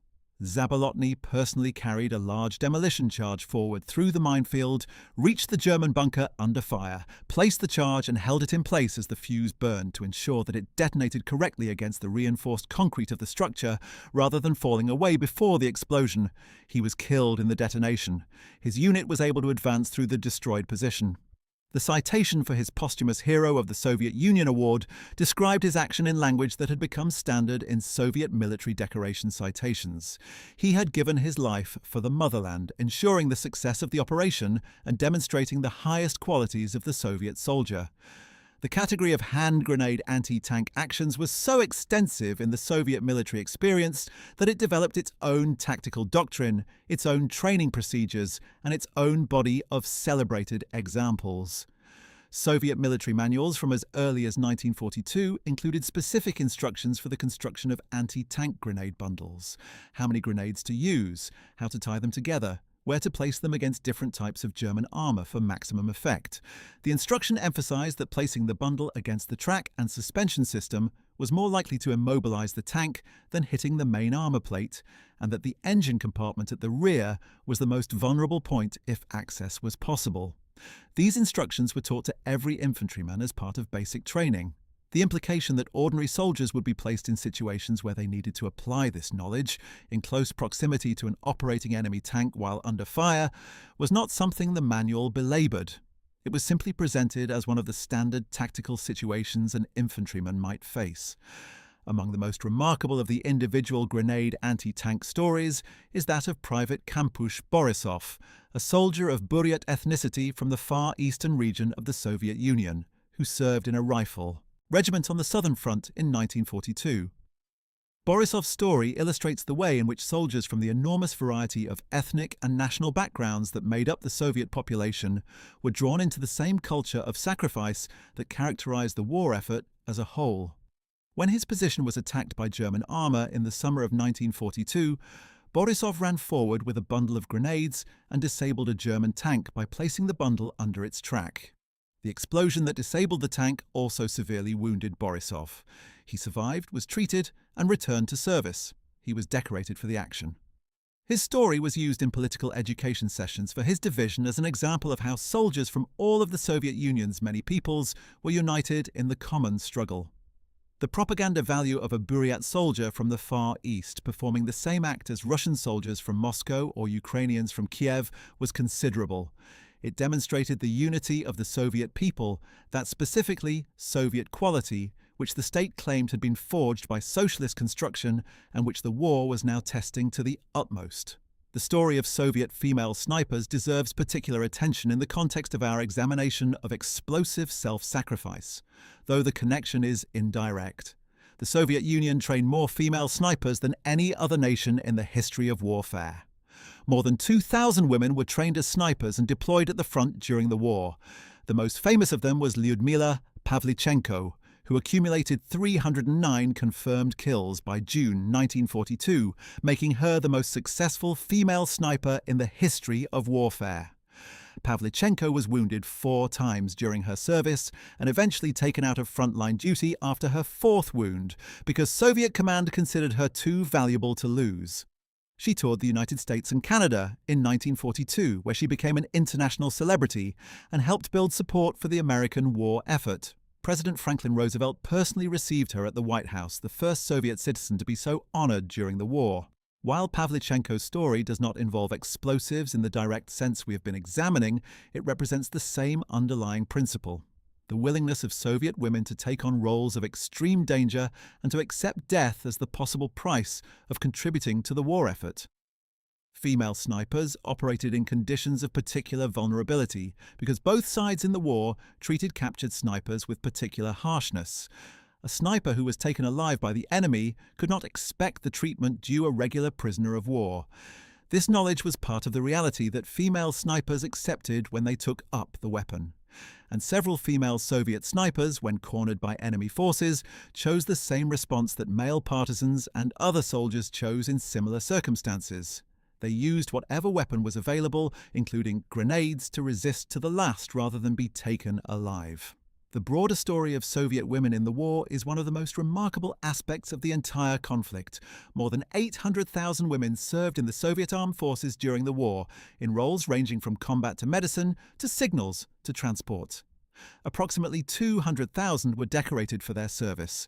The women who served in front-line roles did so in conditions that were, in many cases, no less dangerous than those facing male soldiers, and they performed with a courage that contemporaries repeatedly described as extraordinary. The specific cultural dynamics that governed female sacrifice were somewhat different from those governing male sacrifice. Women who volunteered for combat roles were making a choice that went against both traditional Russian cultural expectations and the instincts of many of the male officers and soldiers they served alongside. This choice itself was a form of sacrifice, a giving up of the protection and relative safety that gender convention might otherwise have provided. Having made that choice, the women who served in combat roles were fully committed to the same calculus of risk and sacrifice that defined the Soviet military experience as a whole. No examination of Soviet explosive self-sacrifice during World War II would be complete without addressing the specific case of Soviet anti-tank grenade dogs in somewhat greater depth than we provided earlier, because recent archival research has shed additional light on a program that was far more extensive than previously known. The dog mine program, known internally as the Protivotankovaya Sobaka, or anti-tank dog, was not a minor experiment, but a significant investment of resources and personnel. The specific battalions trained for this purpose, of which there were at least 12 formed during the course of the war, each trained hundreds of dogs using methods that evolved considerably from the initial flawed approach. The first generation of the program, which produced the disasters of 1941 and early 1942, relied on the training method described earlier, associating food with the undersides of stationary vehicles. The problems with this approach, particularly the failure of dogs to distinguish between Soviet and German vehicles by smell in the chaos of combat, led to modifications. By late 1942, some units were experimenting with visual training methods, teaching dogs to approach and enter moving tracked vehicles, and with different harness designs that reduced the risk of premature detonation. German soldiers became increasingly alert to the presence of anti-tank dogs and began shooting any dog seen in the forward areas, a response that limited the effectiveness of the program, regardless of its specific training methods. Soviet records indicate that the program was officially discontinued in 1943, though some isolated deployments may have continued after that date. The total number of vehicles claimed destroyed by anti-tank dogs across the entire program was never precisely established, but Soviet records suggest that the program claimed credit for destroying somewhere between 300 and 400 enemy vehicles, a figure that German records do not confirm and that most historians consider significantly exaggerated. The program is better understood as an example of the Soviet military's willingness to try almost anything that might help against German armor than as a significant tactical success. The relationship between the Soviet sacrifice tradition and Japanese kamikaze tactics, which are far better known in the West, is worth exploring briefly, because the contrast between the two illuminates something important about the specific character of Soviet self-sacrifice. Japanese kamikaze pilots who began systematic operations in the Philippines in October 1944 flew aircraft specifically modified to serve as one-way weapons, loaded with explosives and without enough fuel to return. The decision to fly was in theory voluntary, but in practice the social and institutional pressures on young pilots to volunteer were overwhelming. The tactic was explicitly suicidal from the beginning, and the pilots who performed it knew that they would not survive. The Soviet aerial Taran, by contrast, was in most cases not planned as a suicide mission. Pilots who performed the Taran typically intended to survive, to bail out after the collision, or to glide their damaged aircraft to a landing. The fact that many of them died was a consequence of the physics of the situation, rather than the intention of the act. Soviet propaganda celebrated the Taran as an act of heroism, but did not typically present it as a planned suicide. The distinction is significant because it reveals a philosophical difference between the two traditions of sacrifice. The Soviet tradition valued survival. It wanted its heroes alive to fight again and to inspire others. The Japanese kamikaze tradition valued death itself as the ultimate offering. This difference reflected deeper cultural and political differences between the two systems, even though both were fighting in the context of totalitarian wartime states that demanded extreme sacrifice from their populations. The stories of specific units that performed exceptional acts of collective sacrifice in the Soviet tradition deserve mention, because individual sacrifice was always embedded within a larger context of unit cohesion and collective behavior. Among the most celebrated of these unit stories is that of the 58th Guards Rifle Division during the Battle of Kursk, which held a crucial defensive position against a German assault by the SS Panzer Corps for 3 days in July 1943 at enormous cost. The division commander, General Vasily Mishchenko, was killed on the first day of the battle. His replacement was killed on the second day. By the third day, the division had lost more than 60% of its effective strength. Yet it held. The men who held that position, the survivors and the dead, performed in 3 days the kind of continuous sacrifice that might serve as the emblem of the entire Soviet war experience. They were not performing individual acts of spectacular self-destruction for the purposes of propaganda. They were simply remaining in a position where remaining meant dying, because leaving would mean that the comrades on their flanks would be outflanked and the position that they had already paid so much to hold would be lost. The mathematics of their situation was brutal. Holding cost everything they had, and they held anyway. A final and particularly haunting category of Soviet explosive self-sacrifice involves the specific instances where soldiers use their own bodies to shield comrades from grenade explosions. The same act that Matrosov performed at Chernushki, but performed not by jumping on a machine gun, but by throwing oneself directly onto a live grenade. This act, which is perhaps the most viscerally direct form of explosive self-sacrifice imaginable, because it requires placing one's own body between a live explosive and the people one is trying to protect, has been documented numerous times in the Soviet and Russian military tradition. It was performed by Soviet soldiers throughout the Great Patriotic War. The psychology of this particular act is perhaps the most difficult to analyze because the decision must have been made in a fraction of a second, with no time for calculation or reflection. It is, in the truest sense, an instinctive act of protection, driven by the immediate perception that one's comrades are in danger and that one's body can reduce that danger.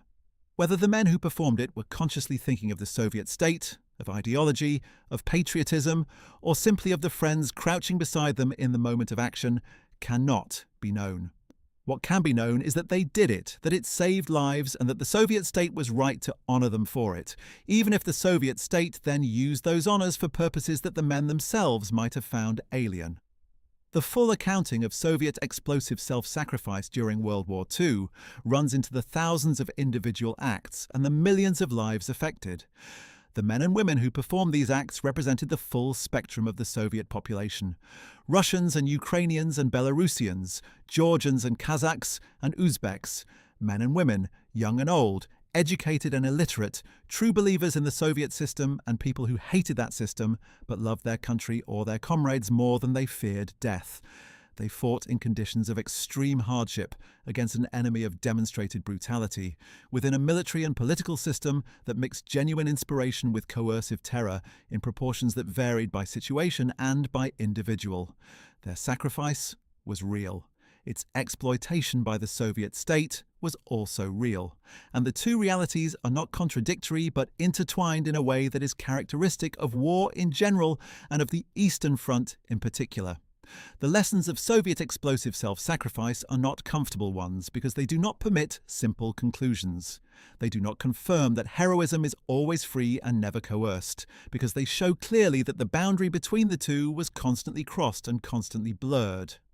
They do not confirm that the Soviet system was simply an evil machine that produced courage as a byproduct of terror, because they show equally clearly that genuine patriotism, genuine comradeship, and genuine courage were present in enormous quantities among ordinary Soviet people.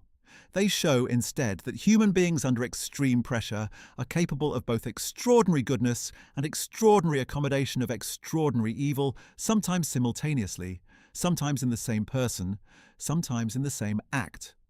Alexander Matrosov, throwing himself against a German machine gun bunker in the snow of February 1943, was performing an act of genuine heroism.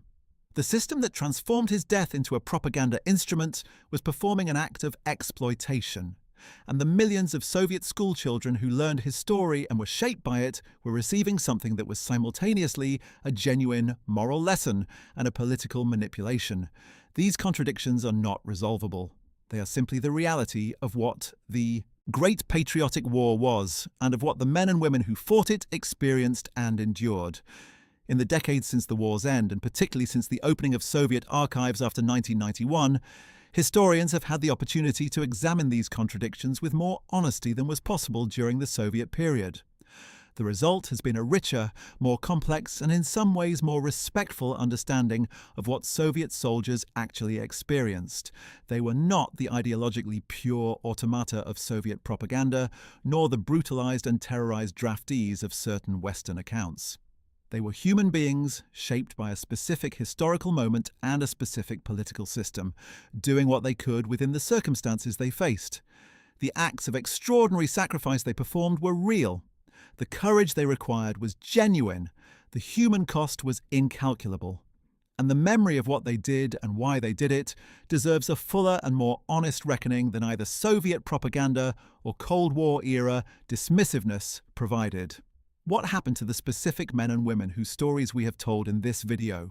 Viktor Talalikin, the first pilot to perform a nighttime aerial Taran, was killed in action on October 27, 1941. He was 23 years old. His name is preserved on monuments and street signs across Russia. Nikolai Gastello, or Alexander Maslov, depending on whose remains were found at the crash site, died on June 26, 1941, the fourth day of the German invasion. His story inspired thousands of similar acts throughout the war and for decades afterward. Alexander Matrosov died on February 27, 1943, at the age of 19, covering a German machine gun bunker with his body to allow his comrades to advance. His regiment carries his name to the present day. Zoya Kosmodemyanskaya was hanged by the Germans on November 29, 1941, at the age of 18, refusing to the end to reveal information about her unit or her comrades. Boris Kovzan, the pilot who performed 4 separate aerial ramming actions, survived the war and lived until 1985, though he was severely disabled by the injuries his last Taran had cost him. General Ivan Panfilov was killed in action on November 18, 1941, 2 days after the battle that made his men famous, whether that fame was entirely factual or partly constructed.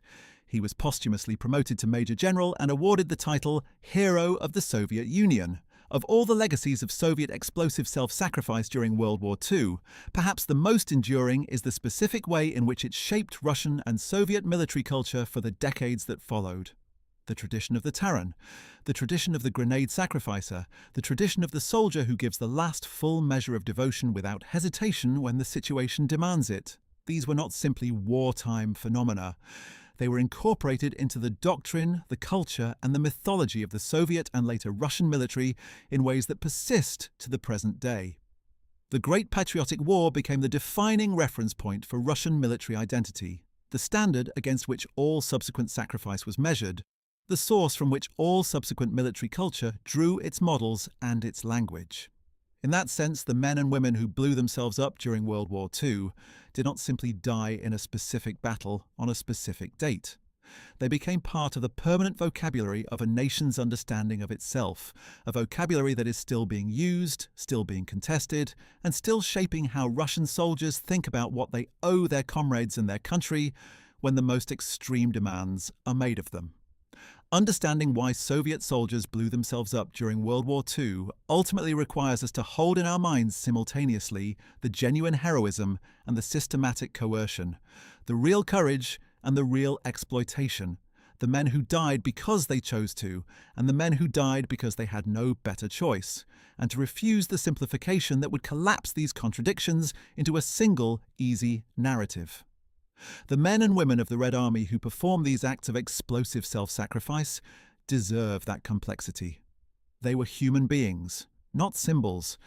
They died in specific places on specific days for specific reasons that included the universal human capacity for sacrifice and the very specific historical circumstances of the most terrible war in human history.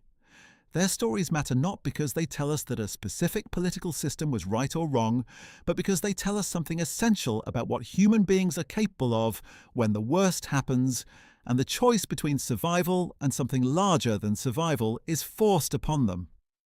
Well, that is it for today's deep dive into one of the most extraordinary and least fully understood aspects of the Soviet experience in World War II.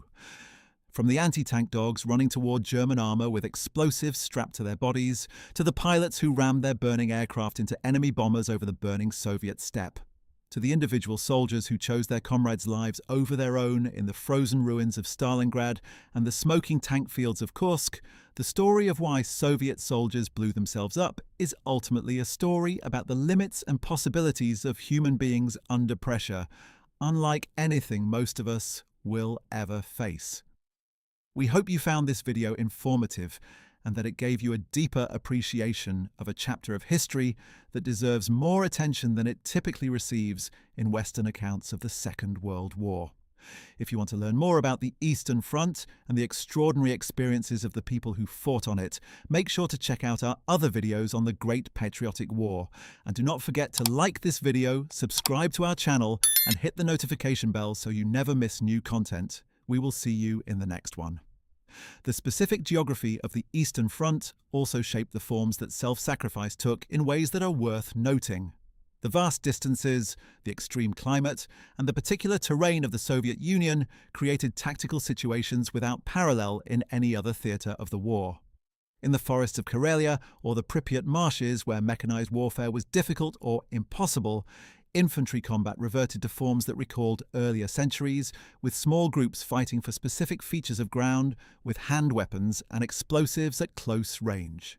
In the open steppe of southern Russia and Ukraine, the distances were so great and the cover so sparse that individual soldiers could be seen and engaged from hundreds of meters, making close approach to enemy positions a matter of crossing killing grounds with minimal concealment. In the mountains of the Caucasus, combat sometimes took place on terrain so steep and so rugged that artillery and vehicles were useless, and men had to carry everything they needed on their backs to positions that could only be reached by climbing. Each of these environments produced its own specific variants of sacrifice, shaped by what was possible and what was necessary in that particular terrain and climate.